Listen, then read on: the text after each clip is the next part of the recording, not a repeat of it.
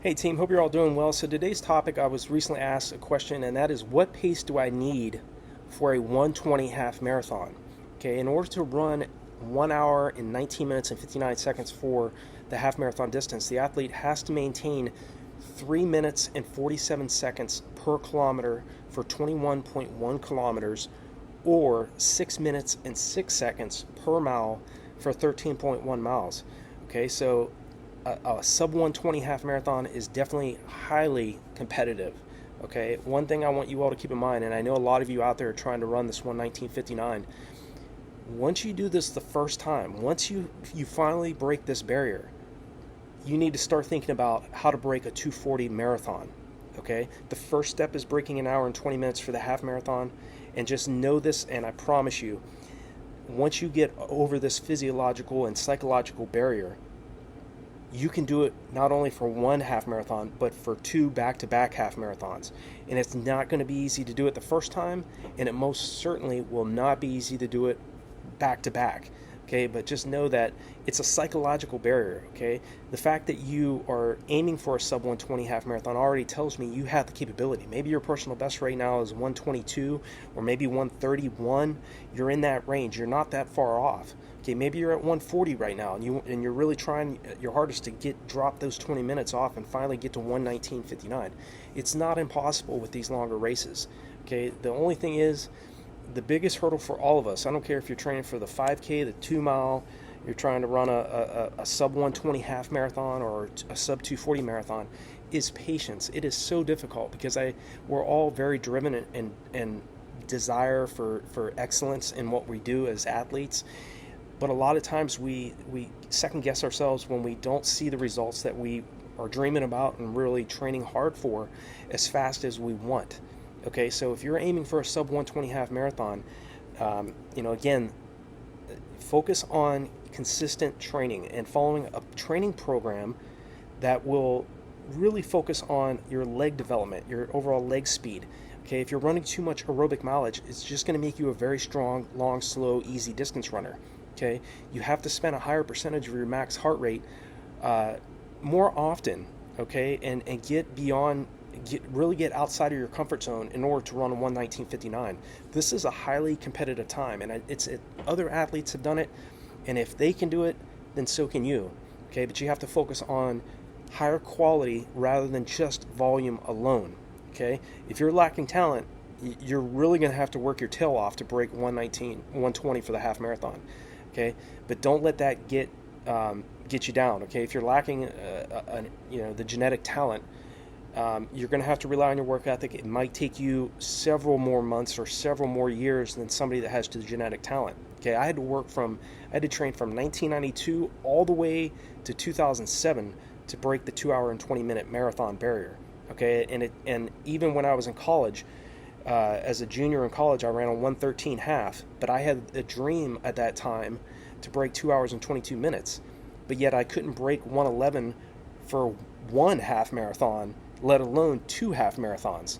Okay, so it wasn't until June of 2007 at the Grandma's Marathon when I finally broke 111 for the first time through the first half of the marathon. I ran 110.29, was still at 2:28 marathon pace through 20 miles, and then fell apart the last 10K and ran 2:40.02. Okay, so it took me several years to get to that point where I could finally break the 2 hour and 20 minute marathon barrier. Okay, I didn't just run a sub 111 for the half overnight, and I didn't get to a point where I could break two 110 half marathons in a row overnight. It took me from 1992 all the way to 2007 to do that. So just know that your consistent action over a long period of time, training at paces that are at or close to or far below the type of time that you're trying to, in terms of your pace, you're trying to sustain for the race, it's going to take you several months, several years to do this and to do it successfully. The biggest problem for most athletes is they quit too soon. Okay, sub 120 for the half marathon, again, in terms of how to increase your speed and in terms of what type of pace you need to hold to run a sub 120 half marathon, is 6:06 per mile, or 3 minutes and 47 seconds per kilometer for 21.1 kilometers, 606 per mile for 13.1 miles. You have to improve your body's lactate tolerance. You have to really work on your consistency over a long period of time. Okay, the body takes about 4 weeks to adapt to any stress placed on it. So you want to get to a point where the types of workouts I would be working on is 6 1-mile repetitions on the track. Okay, and again, these types of workouts that I'm suggesting, you're not going to be doing these workouts early on in a build-up. Okay, early on it might be doing repeat miles at 602 per rep. Okay, for anywhere from 4 to 6 1-mile repetitions. Later on, when you're very anaerobically fit and you're like in the middle to late stages of a training buildup for that sub 120 half marathon, you want to be working on getting those mile repetitions anywhere from around 530 to 533 per rep, and much less recovery. Okay, that might be 60 seconds of rest in between each one of those reps. Whereas early on in your buildup, you might be doing those repetitions anywhere from, like I said, around 6 minutes to 602, and you might be giving yourself maybe 3 to 4 minutes of rest in between each one of those repetitions. So again, be patient in your early stages of your training.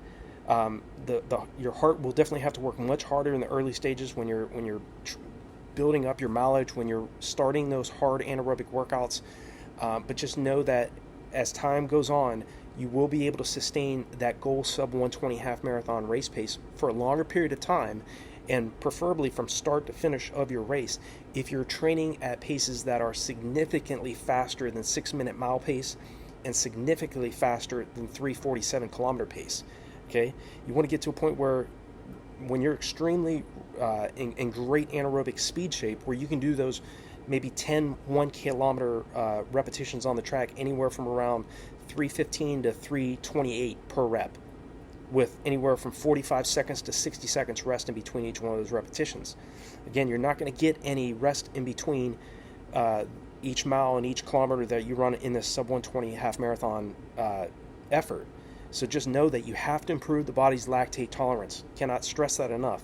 You're not going to get that physiological boost and improve your body's ability to clear lactic acid faster than it's building up by running easy, relaxed mileage. Okay, you still do have to run easy. You have to have a recovery in between each one of your hard repetitions. You cannot just run long and fast during your long runs. Okay, there has to be points where you alternate a longer fast run, a faster long run one weekend, followed the next weekend by an easy, relaxed recovery long run. Because again, the real benefits of your hard training is going to happen in the recovery period, in the rest period. Okay, we all as athletes get the benefits of our hard training during the rest cycle in between each one of your hard training workouts. We're anywhere from 2 to 3 times weaker after we do whether a track session might be, repeat 1200s on the track, repeat miles, repeat 200s. Your body's extremely weak after doing those types of workouts, and your immune system is affected dramatically after you do those types of workouts. So it's absolutely essential, if you want to run a sub 120 half marathon, that you also do focus still on running easy, but just make sure that you, when it comes down to doing those tempo runs, you're doing your intervals, you're doing your faster long runs, that you also pay attention to your recovery. Okay, in terms of how long should you do a tempo run for training for a half marathon, I would work to a point where I could get anywhere from around 8 to 10 miles or out to around 16 kilometers in duration in terms of doing my tempo runs. That's what I did over the years. It helped me get to 107.06 for the half and 219.35 for the marathon. So I hope that this video is helpful in terms of sharing with you some things you really need to be thinking about. Proper pacing.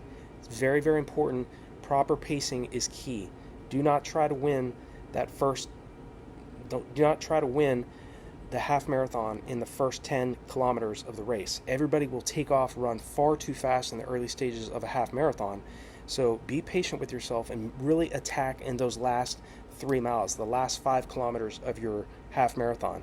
Okay, you're going to have a much better chance of success if you focus on running a negative split rather than running really fast in the first half and drastically slowing down in the second half. So I hope this video is helpful for you. If you have any other questions, feel free to reach out to me. Leave me a comment below this video. I will definitely reach back out to you and respond. And I wish you all the best, and I look forward to hearing about your sub 120 half marathon in 2023.